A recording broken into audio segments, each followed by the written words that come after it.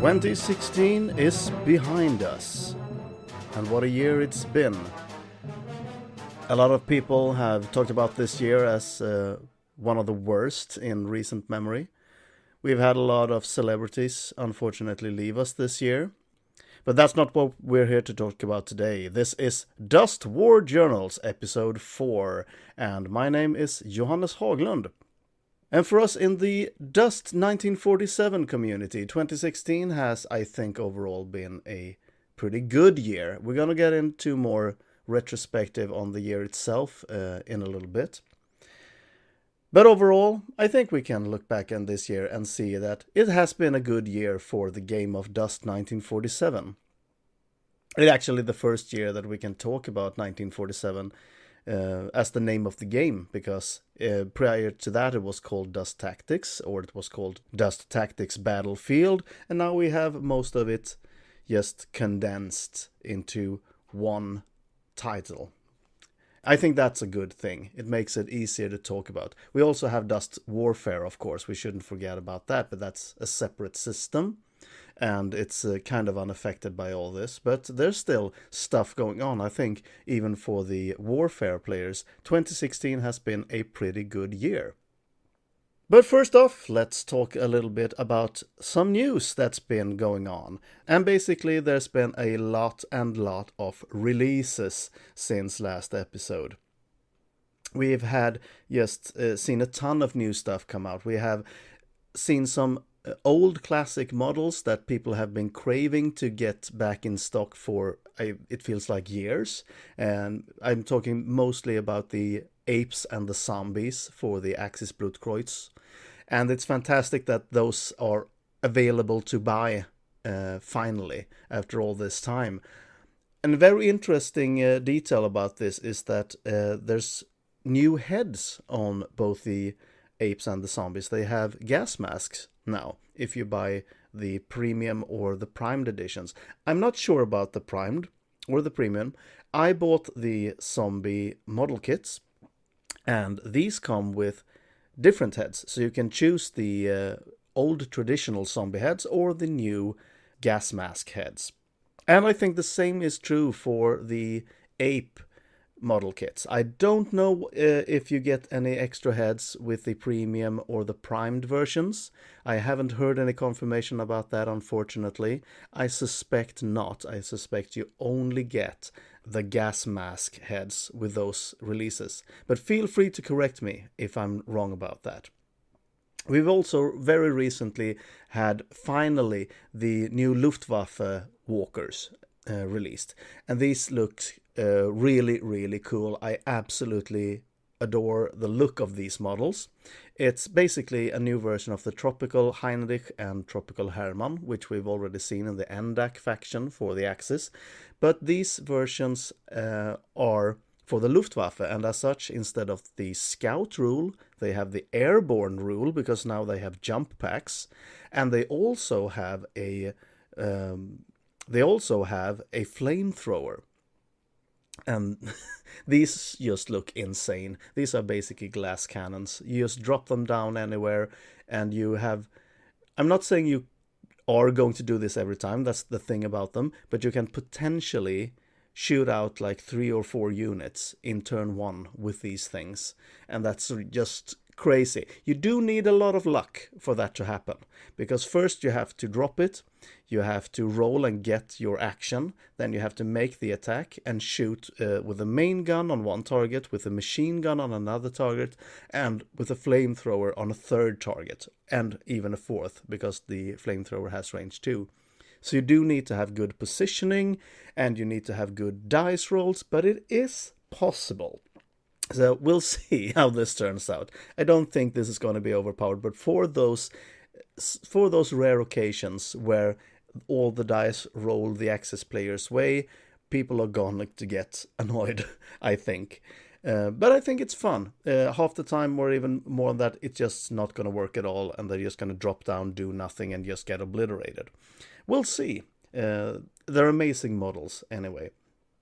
We also just recently seen the return of some of the special limited edition kits that were on sale a few months ago. which had the special new heroes for the Blutkreuz, for the Axis, and the Rangers faction. Well, basically the block for the Allied. They were previously available as resin models in a limited edition release together with the novel. And what's it, Blood and Thunder, I think it's called. I unfortunately missed it when I had the opportunity to purchase them. They were already gone. But now they're back as premium edition models. Still not still no primed editions in sight, but we have got confirmation that is coming.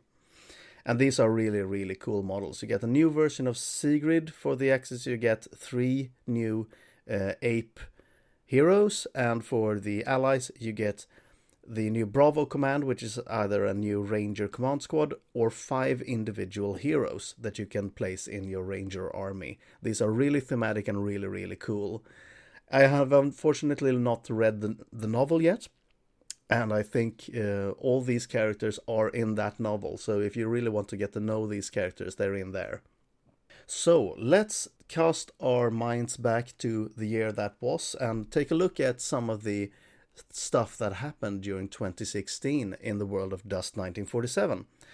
Well, one of the new big things that happened was, of course, the name change, and related to that, the new rulebook and the new stat cards. They have been released, they are available, people can go out and purchase them now. And I think that overall it's been pretty well received. There has been a lot of controversy, there has been a lot of discussion about the rulebook specifically, how specific things have been interpreted, how they should be, and such. But I don't think that this discussion is bad for the game. I think, on the contrary, that people are engaging in these discussions and trying to figure out stuff.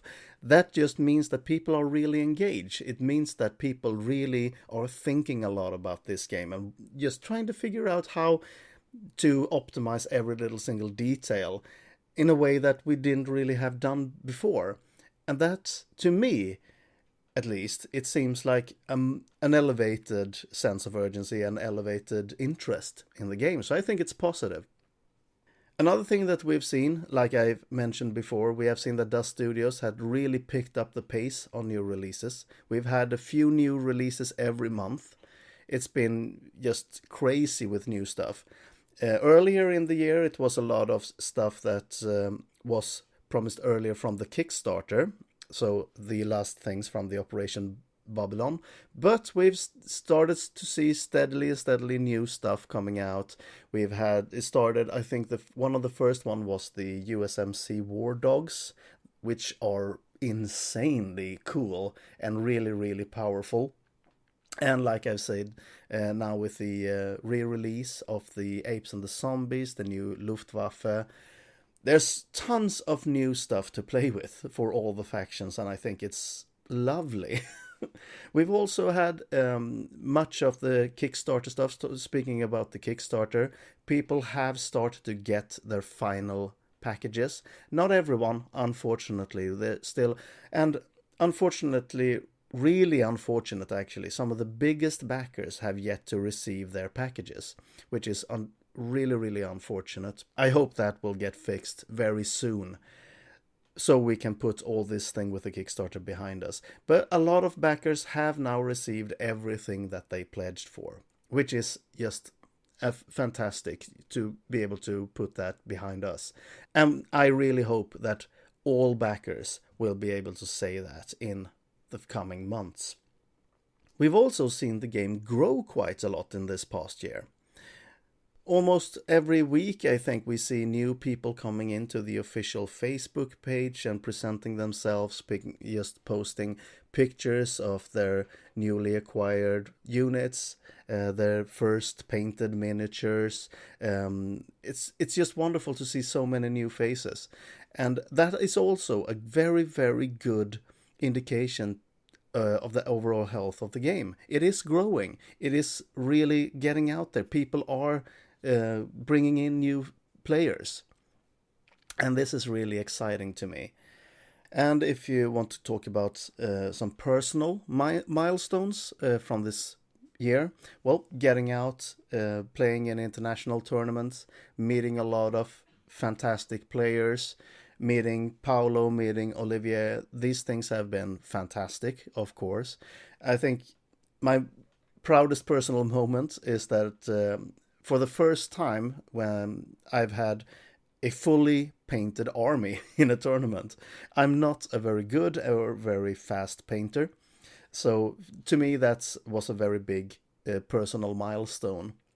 And speaking of personal milestones, I put out a request on the official Facebook Dust page and asked you listeners to come in with your thoughts and your kind of experiences of this past year. And we've had one response, and I'm going to play this clip right now. Hi there, this is Johannes from Berlin in Germany speaking. First of all, thank you to Johannes Haglund for this nice opportunity to get us in touch and speaking in this cool podcast as well. And yeah, let's head on to his question he had. I'd really like to say about Dust that it's not just one particular moment that marked this year of playing, but it was some kind of feeling or some kind of getting connected with nice people. When I was spending a year abroad in France, I met French dusters, and they held, first of all, I think in March in Paris, some kind of game day convention. There I met friends with people from Normandy who are still playing, and we met again in June. And I'd like to call them friends now, as we're still in touch, and it was through this gaming system. And as well, there were two nice events. So playing all day, still Dust Tactics, it was a really good experience, and meeting Olivier as well, so the rule master, the creator, I really liked it. And what I'm looking for the most for next year, I think this is concerning releases. It's the SSU Amtrak. So a really nice model. I'm really looking forward to get out on this. New episodes of the Dust War Journals podcast, obviously. And maybe even the tournament in Sweden and Warsaw, Poland. So I'd really like to, get to know new people. This is, I think, what it's all about besides gaming and cool models. So thanks a lot again for, asking community some questions as well. And keep on doing. I really love your podcast. And until next time, bye. Thank you very much, Johannes. It's always nice to hear from someone with the same name as yourself. It's always quite funny. I actually know that there are at least two more people in my hometown that has the exact name, both first name and last name, as myself. We've gotten each other's mail a few times. It's quite funny. It's not that common a name, so it's quite funny, actually. Well, Johannes was talking a little bit about what he was looking forward to in 2017, so let's go over and talk about that.